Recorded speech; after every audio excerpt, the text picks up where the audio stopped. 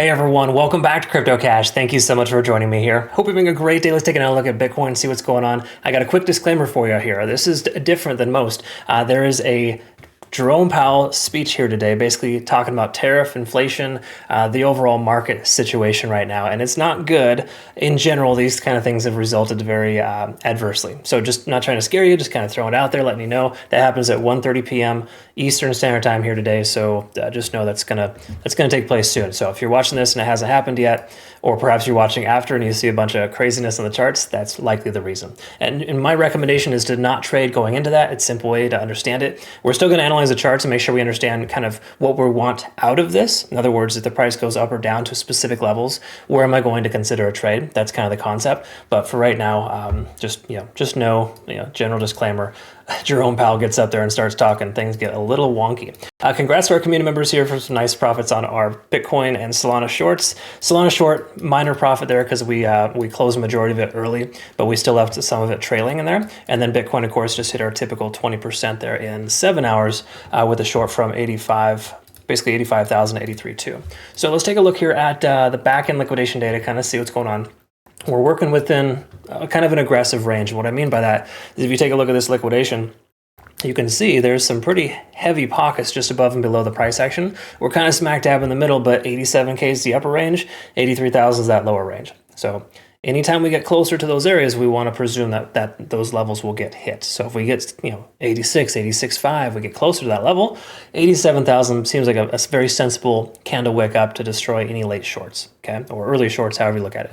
And the inverse applies as well for 83,000. So now that we're in this kind of large range from just say 83.5 to 86.5, we can presume that we're going to be range bound for a little while. That's why we've been able to short Bitcoin twice, and I would have taken a long this morning had I been awake early enough for that, or awake last night rather, when the price bottomed out at 83,000. So all that being said, I don't try to take the trades in the blind. I did talk about this in my trading, my trade alerts yesterday for Bitcoin, that I was planning to take a basically flip long in the 82.7 to 83.5 range.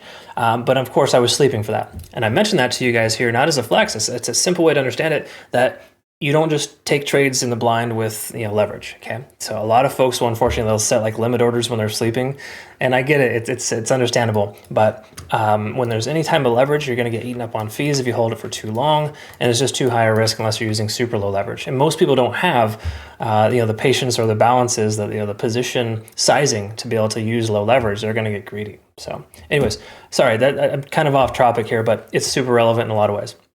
All that being said, we can see that we're working within the 20 and the 50-day SMA until we cleanly close above the 50, which we still have yet to do. I'm not super convinced that we're back on track. We have broken our descending trend here for the most part. So if you do take a look at the macro descending trend, we have had 4 or 5 days closing above that area. But we truthfully haven't closed above 87,000, which is a local high, and that's probably the most important thing here. So if you're going to see this here, if you're going to see anything, this is what I want you to take away.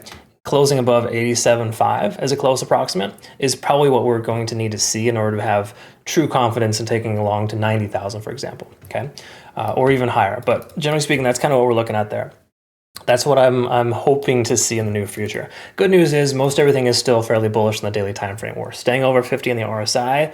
As long as we stay range bound in this area, we're going to be good. Keep in mind too, the longer we stay range bound here, the better off we're going to be.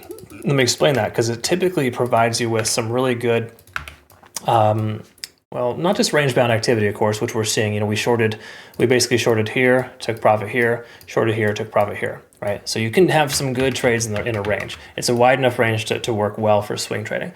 But what I'm getting at here is that we've got this, somewhat of a definitive range of roughly 85.5, and then the lower range here too is this 83,300 or 83,000, even if you want to say it that. The key takeaway here is that usually when you start to see these type of patterns form, we're seeing a lot of these bullish rectangles nowadays and bearish rectangles. They generally continue to break in the direction they're heading. Okay, so we came up and we're starting to channel. The likelihood of breaking up is higher than it is to break down at this point. All right, so the main reason why that's the case is just because we consistently retesting the resistance, we have good momentum leading into it, and there's a more likelihood of the price going higher, and we also have a lot of liquidation up there too. Okay, so there's a lot of incentive or merit. The only thing that could possibly screw us today is the tariff slash market news here with Jerome Powell getting up there and absolutely destroying the market. That could happen. I mean, it's not going to go to zero by any stretch, but we'll probably see candle wicks in either direction. So if you have any form of leverage going into that, you're going to be in trouble. So please just steer clear of it. Wait until after to trade. But that's the concept here, right? So until this range is broken, we're going to presume it's going to continue. But the likelihood of further upside is greater based on not just the patterns, but good momentum too. We got momentum on all indicators here. The 4-hour time frame is looking great. And I know it seems contradictory to have shorted yesterday, but you can have a lot of success in working within specific support and resistances. Okay, Bitcoin has been very good about hitting specific support and resistances and turning around. So once you identify that, it's easy to kind of work within those ranges. Not to say there isn't still manipulation, but for the most part, that's kind of where we're at. Ichimoku Cloud, last bit of information here is when you're range bound, it doesn't really tell us too much. There's no like tried and true like indication saying we're going to break up or down.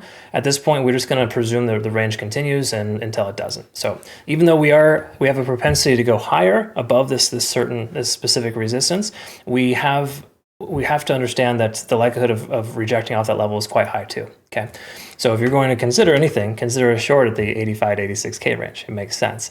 But once more, you just want to be careful. It's low leverage, low position size. Make sure you're not doing anything crazy, and you'll be fine. So that's kind of where it's at. Slow and steady wins the race. I teach that to my community, and everyone tends to do well when they listen. Most people get destroyed because they get greedy, and it's just not the right market for it right now. Okay, so if you're ever going to secure profits, make sure you do so in a quick fashion. You don't want to leave trades open for too long. Okay. All right, folks. I hope that makes sense. I described it correctly. I know it's kind of a lot, but I'll clean up the charts. I'll post those on our Twitter, Telegram, and Discord. It's available here if you're not familiar. Make sure you join us over at Bitunix too, folks. These guys are phenomenal. Links down below for these nice little bonuses here. I only recommend them because they've been so good to our community, and they are pretty awesome in the overall sense of, very fast, low fees, or standard fees, I guess you could say. They're still there present, but regardless, they they do well for us. Thanks again. Either way, have a great rest of the day. Look forward to seeing the next one. Appreciate your time. Take care.